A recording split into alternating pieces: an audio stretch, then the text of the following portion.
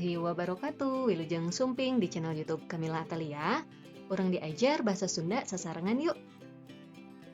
Namun satajan di kawitan, sapertos biasa, tong hilap, tuliskeun nami jenengan hidup, kelas sareng sakola hidup dina kolom komentarnya.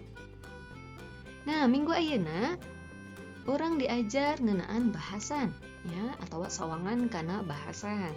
Ibu bukuna ieu nyutat tina buku Wiwaha Basa kelas 8. Namun sataacan di kawitan aya sababaraha hiji padika diajar bahasa Sunda atau aturan belajar bahasa Sunda bahasa Indonesia nama.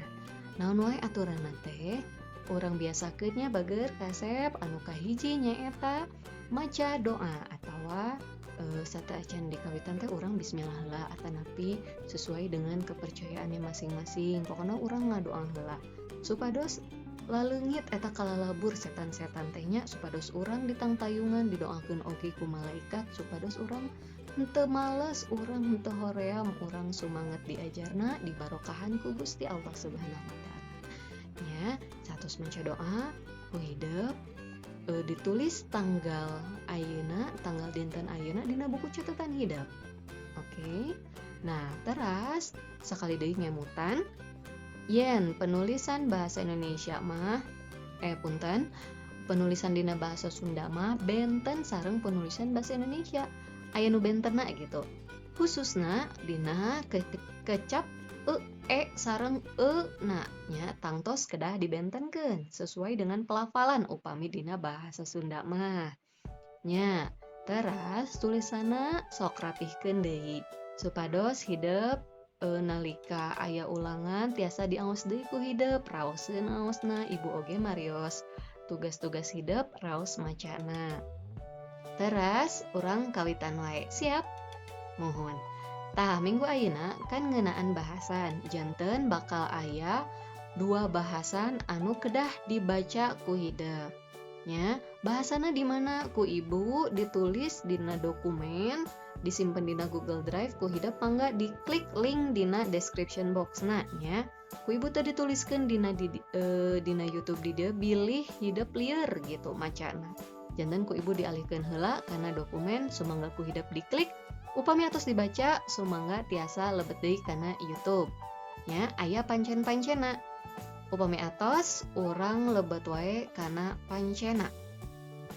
Pancena nyaeta. Nah, pikeun maham eusi bacaan, mangga jawab pananya ieu di handap. Anu kahiji, bahasan anu tadi diaos ku hideuk, anu pertamanya bahasan anu pertama aya patalina jeung pakeman basa. Naon cobi buktina tuliskeun ku hideuk. Anu kadua, sebutkeun paribasa anu aya dina bahasan hiji. Naon hartina? Teras larapkeun dina kalimah anu merenah. Jadi dina bahasan anu pertama teh nya anu uyah kidul, tah eta teh mana paribasana cobi cik sebutkeun ku hideuk. Upami atos disebutkeun damel kalimahna ngangge paribasa eta. Ngartosnya? Mohon urang lajengkeun kana nu katilu. Naon sababna uyah kidul dipapandekeun jeung jalma anu leuwih tinu sejen.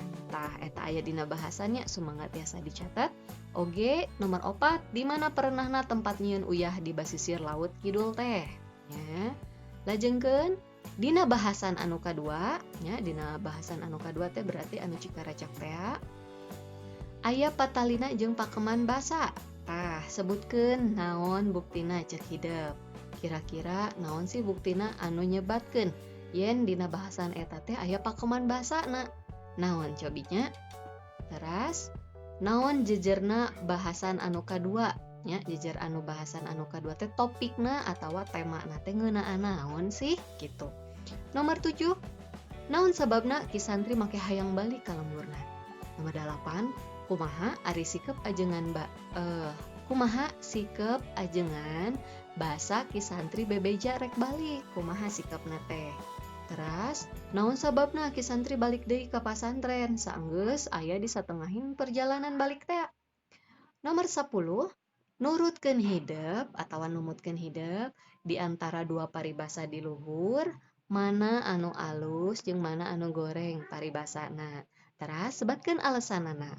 Ya, sumangga ieu soalna ditulis oge dina catetan langsung diwaler di handapna.